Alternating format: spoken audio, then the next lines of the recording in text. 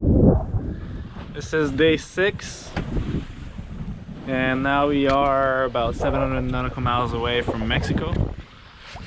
And as you can see, you can only see water all around.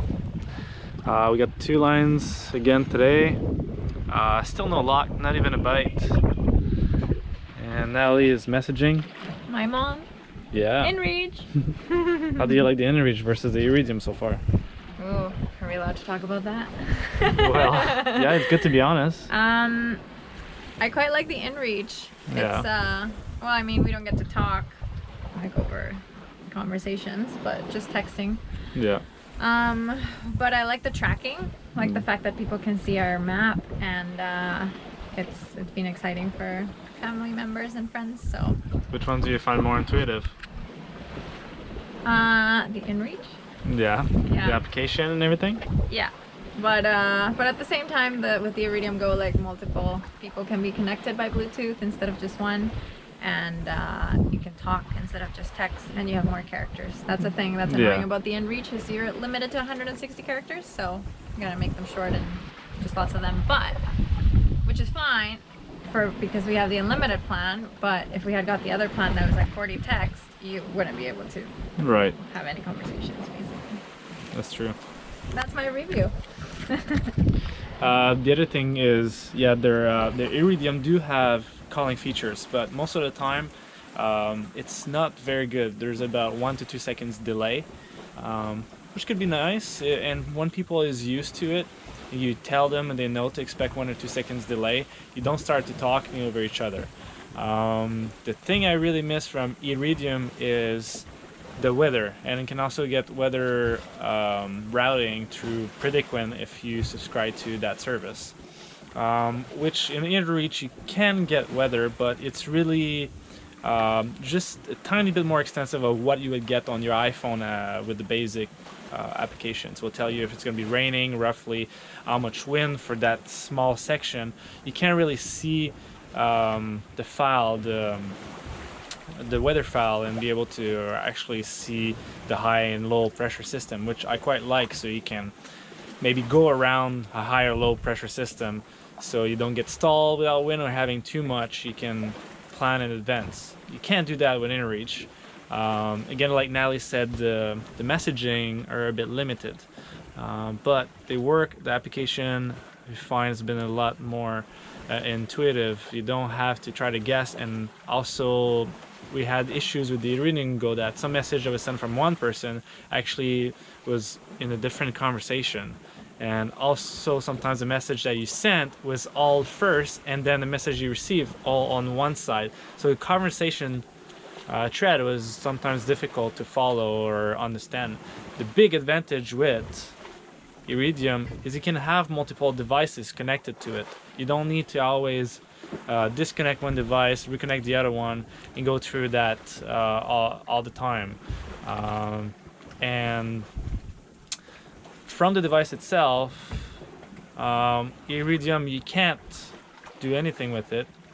With the Inreach, you can text from the device. It takes them a bit longer, but it will, if you're as old as me or as young as me, you might remember the T9s when you were texting before, which is kind of similar, and they do have some shortcuts to delete or do space, things like that. So it's actually not too bad. I've been using it almost half and half, unless I was having conversation by thread. The thing you can do with the Inreach is you can get one of your friends or anybody you know to send you weather updates if you need to. But you don't have the control of reviewing it itself. You don't have access to email like you would on Iridium. So those are a little contrasts. Price-wise, Iridium for the unlimited service, I believe, is about $150 per month US. And Inreach, they have different program depending if you subscribe for a full year or just a monthly subscription. And the monthly subscription, if you don't sign up for a year, I believe is $65 US for unlimited, and $50 a month if you sign up for a full year and you get that plan. So those are the contrasts. Hopefully it helps you decide which device you want to go for. I'm sure tons of people had great luck with Iridium. Unfortunately for us, the first device started to go rogue on us, and we couldn't connect to it anymore, and it started going in the loop. And by that time that we were in a place we could actually ship it, get it repair, we are out of warranty. So it was a bit of a trouble trying to replace that device that I think it was 1,400 bucks Canadian for the kit that comes with the external antenna and all this stuff. That said, we tried to buy another one secondhand, and this one ended up not working.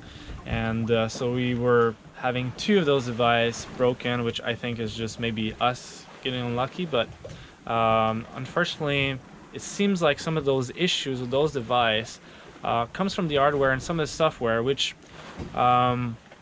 sadly not going to be under warranty, although they're, to my opinion, a bit of a design issue. And some of them it's supposed to be fairly weatherproof, and you have an external antenna you can connect to it, but having that, apparently there's a chance to compromise the device by having salty air and things like that getting inside. Also, you can damage your device if you leave it plugged, and I'm still talking about the Iridium Go. If you leave the device plugged, you can damage the battery and also damage the device. And on top of that, you also, since you have the cable connect and that waterproof or weather resistant seal is open, well, there's salty air that can go inside, and according to Iridium also ruin the device, which is also not under warranty. If you open the device and the antenna and different sequences, that can also damage the device. So I would be careful with that, because again, that's not going to be under warranty, and it's easy thing to do. Hopefully some of this stuff is going to be resolved on some of the newer software update. That said, if you have any questions or other things we should add, I think we might want to make a blog post about that, because a lot of people will need to connect, to be connected when they're out there, to get weather updates, communicate with people, and use tracking, which is a fun feature for having family and friends to follow.